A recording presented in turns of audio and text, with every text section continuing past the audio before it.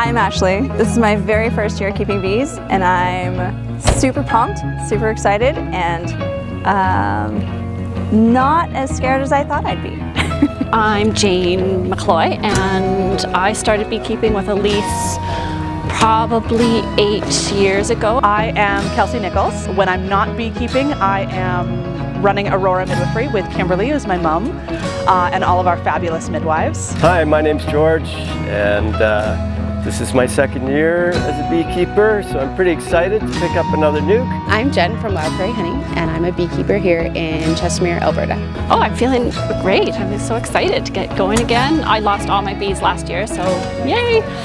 Get new bees. So excited about picking up some more bees. I hope that I've learned a lot from Elise's course so that I can apply it this year. I'm pretty excited. Almost as excited as when my other hive made it through the winter.